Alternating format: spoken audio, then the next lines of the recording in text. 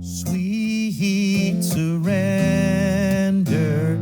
as I love, serve, and remember. Do something. Climb the mountain. And I was thinking about mountains, and do any of you remember, or did any of you play when you were children, I'm king of the mountain? Anyone play that one? Yeah. On a haystack. Yeah. I was asking Jack, and he said, yeah, I remember my brother was king of the mountain, and he pushed my sister down and broke her leg. Good times. So that's not what we're talking about. We're not talking about there's only a little bit of space for one person, and everyone else has to be pushed down to the mere serfdom of humanity. But because of that old idea of mountains as sort of an imagery, I didn't quite get it for a while, but I'm getting it now. One of the things Ken Wilber, who is the main articulator of integral theory, used to get upset about flatland, what he called flatland. And he said, there's a view that sort of everything is the same, like spirits and everybody equally, and so we're all the same, and there's no hierarchy, there's no growth. And so the idea of the mountain, and so the reason why that was is because in the old days, often we had this idea that if you go higher on the mountain, you sort of crush the people who are below you. And that's not what we're talking about. So he was giving a different version of hierarchy where you actually include all that has come before you and you keep growing, but your growth includes everything. You just go beyond where you've been. So that's a different version of hierarchy, and it's a much more loving and inclusive version of hierarchy. And the idea of it's not hierarchy better than, it's just growth. So we all know, here's what I was telling Jack. I could probably talk about this for 2 hours, so he's helping me with time today. I will make sure it's short. I'm trying to cover just the basics. So the basics are self-actualization and self-realization. Self-actualization tends to be in the human sphere, and self-realization is in the spiritual sphere. And I'm not talking about self-actualization in terms of Abraham Maslow's hierarchy of needs, because that's actually at all the different stages of human development. Those needs need to be fulfilled and taken care of. Food and water, love, self-esteem, belonging, those are all things that we need every step of the way for healthy growth. But so in integral theory, there's this understanding that we actually need to be interested in enlightenment in both areas of our life, as human beings and as spiritual beings. And they both take effort and intention. So here's our little mountain. I couldn't find a mountain. This is my little mountain for today. That's my demonstration mountain. But we know that there's rarely a singular mountain, that mountains are part of a mountain range. So there's 3 things I want you to think about by the end of today. Is one, what are the peaks? So there's many peaks right on the mountain range, and let's say they all represent different areas of your life. What are the peaks in your human life that you're interested in attaining and growing into? Second thing is, what is your path spiritually? And third thing is just becoming conscious and of the power of letting go. So humanly, what is our path? I'm not going to spend a lot of time on this because we're a spiritual community and I can't cover all the bases, so I'm not going to do all the human stuff. But it's a good thing to be aware of because growing humanly is as important as growing spiritually. So if you have peaks of relationships, finances, I want to grow in my artistic ability. We're having a workshop and class and coming up by Reverend Kathy at the end of the month. Maybe you want to grow, you have a peak, one of the peaks that interests you is developing your artistic self. One of them might be athletic, musical. So it's an interesting thing. So when we're climbing mountains, I'll give an example. I took piano lessons for about 5 years growing up. Played a lot of piano. I lived near my dad, so I used to go over to his house, this is when I was an adult, and play the piano every day. Loved it, and I was getting pretty good. But I haven't been around a piano, like a regular piano. We have electric piano, but a regular piano for a long time, so I never play anymore. So if I was going to look at musicality on my my little peak mountain. I developed it, haven't done anything with it, so it's regressed. If I sat down at the piano today, I could not even come close to what I was playing years ago because I haven't spent time on it. And that's a choice, and I'm okay with that. So when we're asking what are your peaks, the question is, there's some peaks that you're willing to let go, and you might regress in those areas. There's some that you just want to maintain. You just really like these areas, and finances might be something you might be comfortable where you are financially, and you just want to sustain and maintain that, and you enjoy it. You balance your books. You're clear that the money coming in, coming out, it's all flowing, and everything's great. You might not want to be striving to be a millionaire or a billionaire. That might not be a peak that you want to keep pushing, but you're pretty comfortable where you are, and you do what it takes to sustain it. If I kept playing the piano, I would have done what it takes just to sustain it. I didn't have a calling to become a great pianist or you don't even have to be a great pianist, but I didn't have a calling to even better my piano skills, but I could have maintained it. I just chose not to. So part of our human journey is to say, what are the peaks that really matter to me? What are the peaks that I can let go? What are the peaks that I'm completely at peace sustaining? I know they're important to me, and I want to sustain their health in my life. And what are the peaks that I want to keep growing? Where is those areas where I want to keep growing beyond where I've been before, that I'm willing to push past my comfort zone? Service is another one. I might be comfortable at the level of service I'm getting, but I want to maybe push past that. For everyone, that's going to be different. But it's what we want to do in self-actualization as human beings is we want to be conscious. That's the key, is to be conscious about humanly what you are choosing to place your attention on and your energy and focus on. The one thing we don't want, or I would personally, I guess I'm speaking for myself, I don't think we want to just maintain across the board in our human development. I think part of being alive is growth, that we feel the juice is where we're growing. And so at least some areas humanly we're pushing past where we've been before. So what are those peaks for you that you want to push past a little bit? Where have you been? You want to go past just maintaining the level that you're at and go a little bit more. So that's just one question to ask yourself this week. Where humanly do I want to grow? And today we're going to talk primarily, because we are a spiritual community, about spiritual growth. And we're going to use this, our lovely little mountain here. Actually, So, here's our little mountain of spiritual growth. And here's all these little pins. I'm such an artist. So, I was looking for a mountain, I couldn't find one, and then I found this last night. I'm like, oh, and I could put little pins in, and I was just having fun last night putting in pins. So, here's why we're not a flat land. Because we evolve. This is a world that has evolved. So a perfect example is slavery. At one point in human history, slavery was normal. You have it in cultures all across the world. And I'm not a historian, this is what Wilbur was writing. Don't argue with me. He was saying that it was really, if you look at across the board, when we get to the Industrial Revolution, slavery stops. No matter when the Industrial Revolution hits a country, the acceptability of slavery has stopped. So today, across the world, the entire world, slavery is unacceptable. It doesn't mean it doesn't happen, but it's hidden because there's no culture anymore that says it's okay. That's evolution. So, do you see what I'm saying? So we have been evolving as a planet, as a whole. We still have a long way to go, but we're evolving. Well, religions, it's the same way. So in the beginning, we have these different religions, and imagine, I just didn't have enough pins, but it goes all the way around the mountain. And this includes indigenous cultures, earth-based religions. All human beings start at point zero when we're babies. We have to go through the developmental stages, and religions, we have roots there. So even some of you didn't grow up with any religious roots at all. But my bet is your parents or your grandparents had it. Because there was a point where pretty much, there's always exceptions. And in fact, this is just one model of how this is only partially true.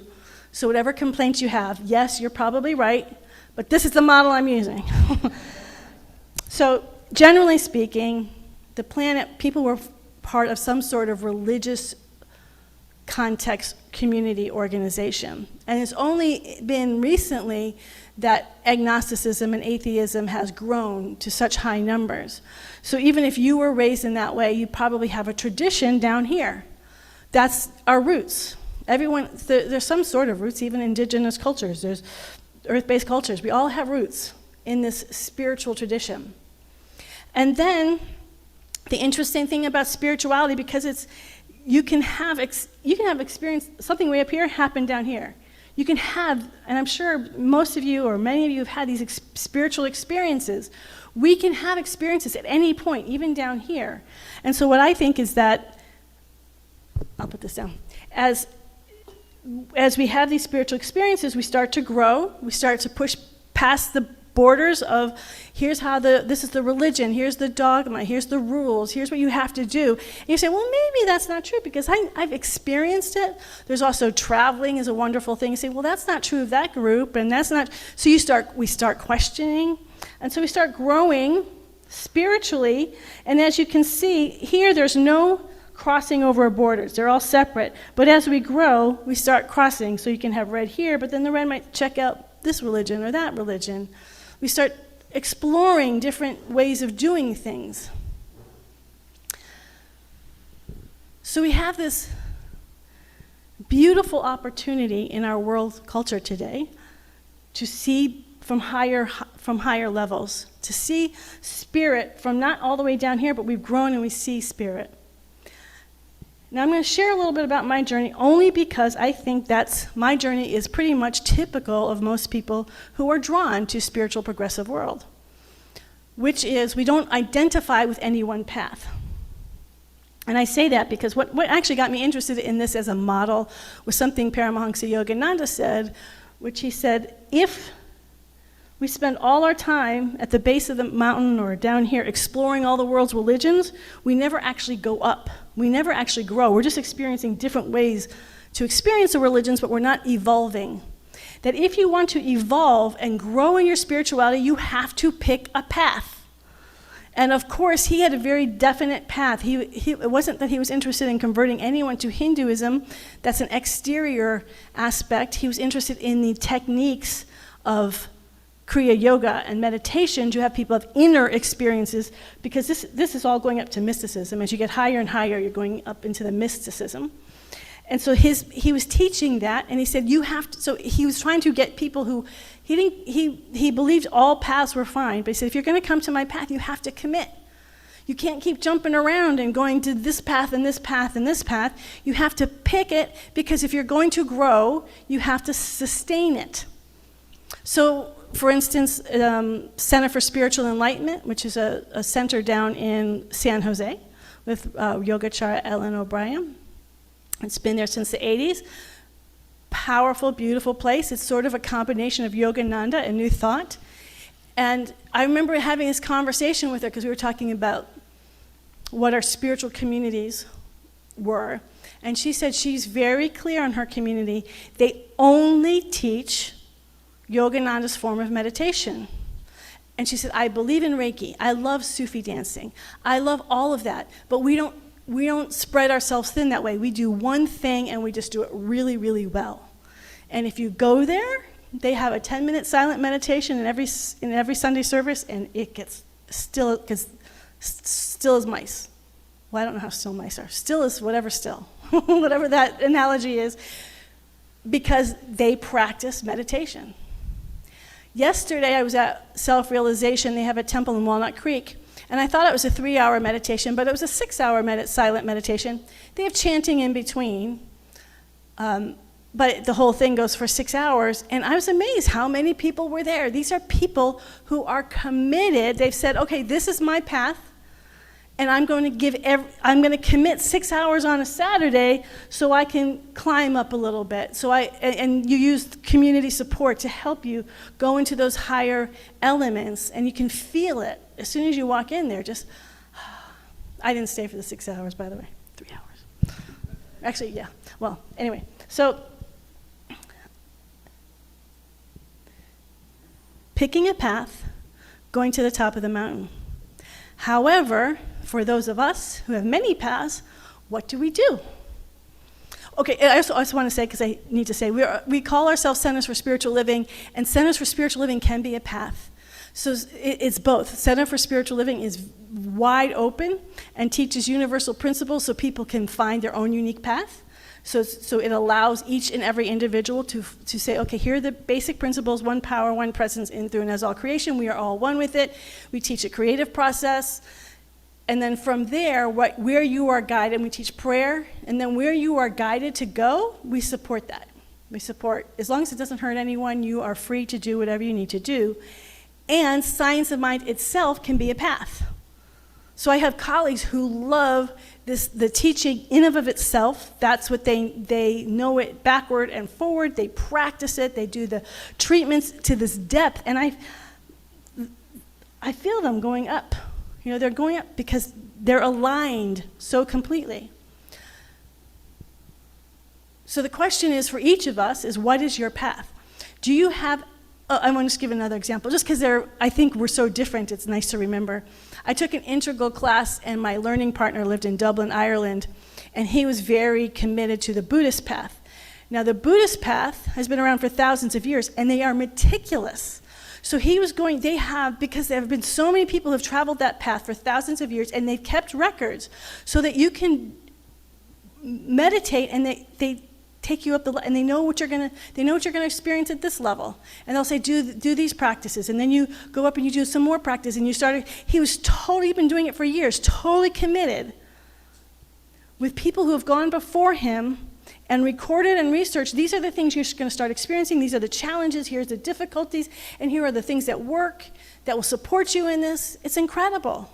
And it was incredible having him as a learning partner, seeing that commitment. So then what do we do for those of us who have multiple disciplines? So I'll just tell a little bit of my journey, because again, I think it reflects most of our journeys here. It started for me as a kid, as I've talked with many of you. It started for you often as kids, things like, oh, this doesn't totally make sense what I'm learning at church, or I think there's something more. So I had an experience of divine love, and it was through Jesus. And then I couldn't figure it out at church, though. They didn't seem to be teaching, they didn't seem to grasp this divine love. And then I went to a Bible group at another church, because I was seeking, and I'm like, that's not the Jesus I know. He's so much more loving than this. And this is as a kid, you know, because so much of us, it starts down here, those little insights. I've talked to so many of you. It starts happening as a kid. This isn't fitting. And so the one thing that I grabbed onto, that I heard, I did not study the Bible, but I heard this one thing, which is Jesus said, worship me in spirit, not by the letter of law. So it's like, well, I'm not interested in the Bible then. So chuck that. And just started listening and following. And that's why we were listening to Reverend Michael's reading today about listening to that spirit within you. Now, like all of you, I'm sure, it starts taking you on all this very meandering road. And it doesn't always make sense. But we learn to start trusting that and following that. And there's one part I don't agree with, which is his very last sentence, which he said, and so all you have to do is listen and everything's going to work out because the universe is supporting you.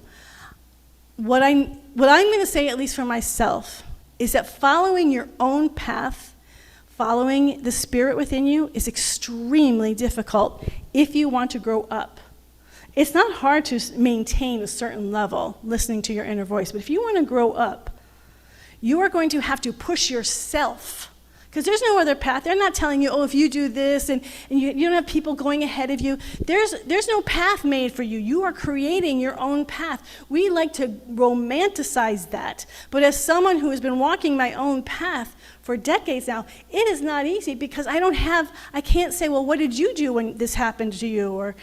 I'm not saying for me, I know we talk about who the different teachers are, inspire us. That just shows how diverse we all are. We all have different paths, and like I've spent many years doing yoga nandas and initiating Kriya Yoga. I did several years in Zen, love Zen. I did a couple years with Ramana Maharshi. I did a couple years with mindfulness meditation. Different teachers, different practices, different ways of knowing. But was I continuing to grow? And so then I finally got to this point where I feel like I've gone as far as I can on this level. I need to move forward. I have to make a choice. And in our teaching, that can get very nerve-wracking because we feel like we're narrowing our world. I believe in all of it. Not only do I believe in it, I've experienced all of it, and it's awesome. Why would I want to narrow it? Because I want to grow. And so as we want to grow, our path needs to get more specific. And what that will look like for you will be different, but it gets more specific. And it gets a little less populated. Because, again, if you're going on a path that's been retread, if, let's say red was Buddhism, you can just take red all the way to the top there, and there's people who've gone before you, and you're going to get help and support. When you're on your own path, you're not sure, am I doing this right? Is this the path I'm supposed to, is this the direction I'm supposed to go on? There's a lot of questioning. There's a lot. I always think, as Reverend Michael said, we're always supported by a friendly universe. And I remember reading Parabola magazine in the 80s, these stories of you can't do it on your own because it's dangerous.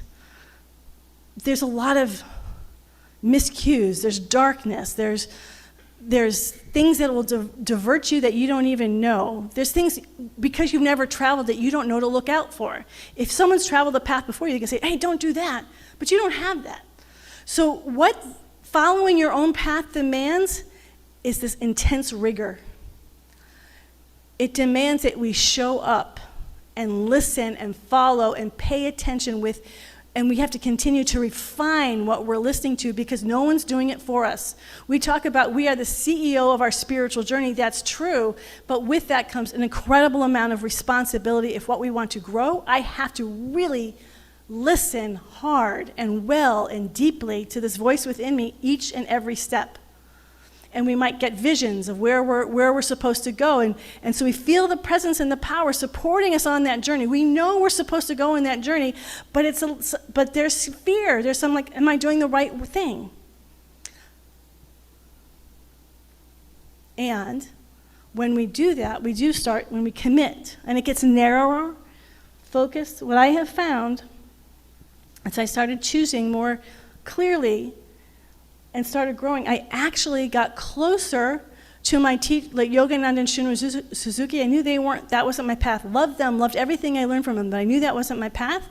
But as I got very clear on my path and continued to go on it, I've actually felt closer and deeper spiritually to their tradition, to their practices.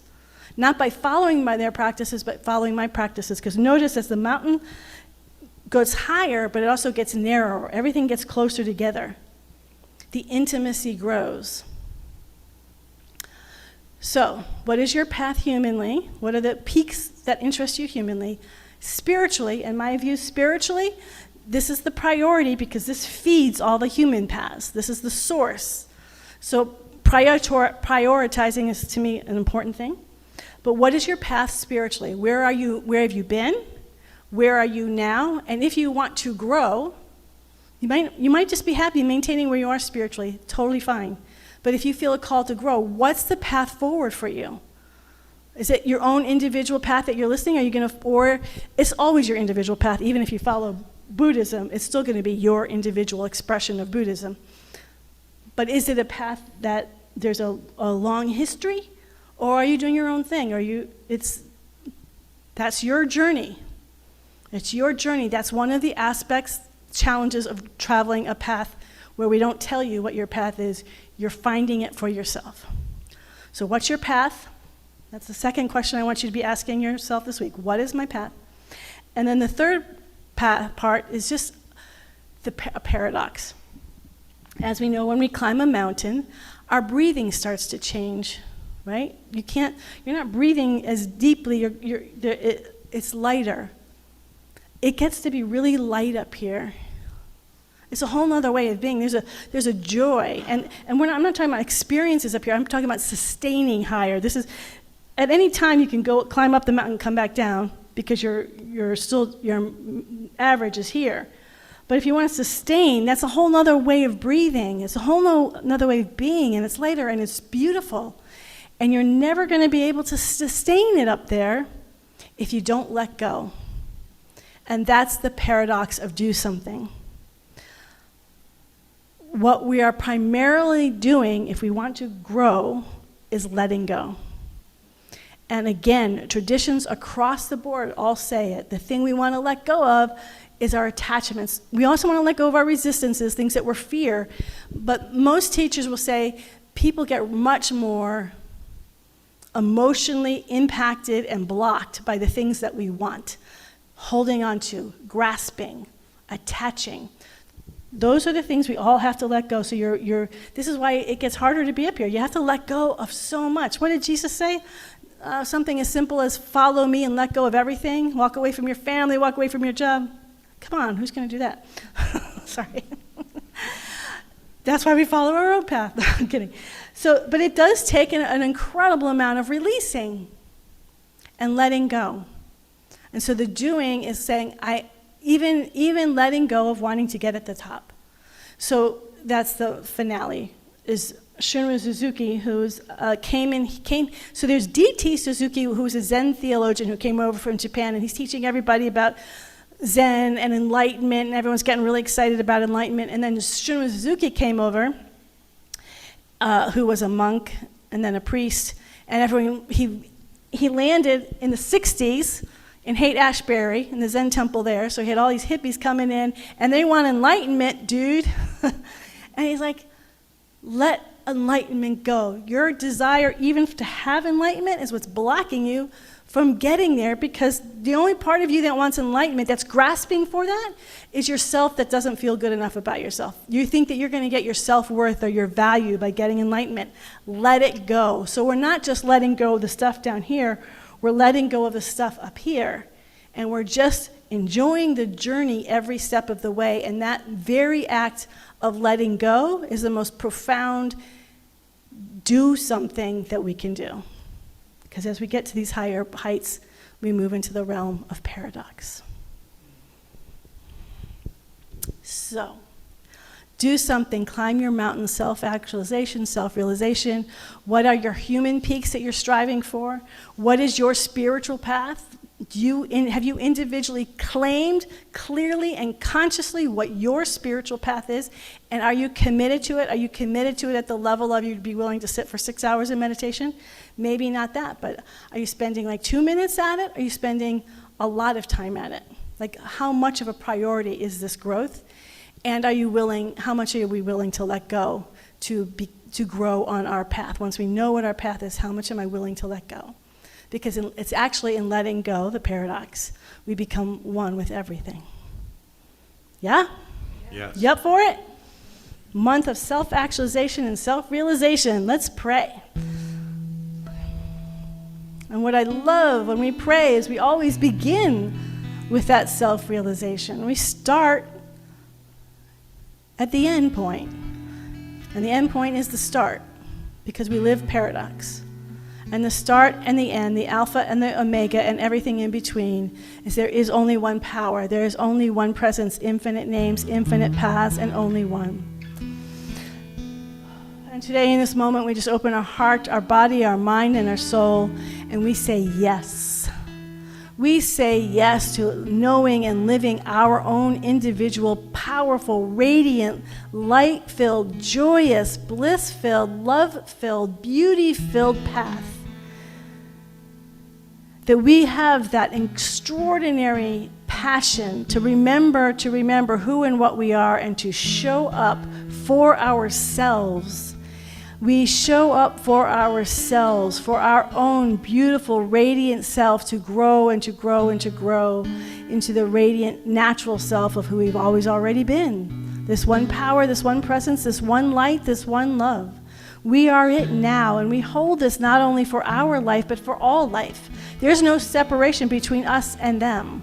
There's no other. There is only one. And as we continue to awaken into that oneness, we actually see it and feel it as we move through our day. All sense of othering dissolves into the nothingness from which it came. And we see and feel only our brothers and sisters in love and in light. We let go and we let go and we let go until we don't think we can let go anymore. And yet there we find our greatest joy, our greatest freedom, our greatest light. This is who we are. This is the journey we are on. And I am so, so grateful for the power and the presence and the love of God that created this Lighthouse community to bring us together in person and online to continue to grow with each other, to support one another. For we do have our unique paths, but we also have the infinite awareness of oneness that to support each other to grow and to deepen and to widen and to become the fullness of our life in each and every moment. And so we just give thanks and we celebrate. We celebrate this journey up our own individual mountains. We give thanks and we celebrate our own beautiful intentions. We give thanks for our own wonderful companions along the way. And we know how precious those companions are as we continue to grow into our own individual becoming. And so we just give a prayer, first and last and always, of gratitude for all of it, for all of it. We just say thank you, thank you, thank you, God. And in deep abiding peace and everlasting joy, we come together and collectively we just let it be. We let it go as we say together, and so it is. Amen and amen. I walk in God in all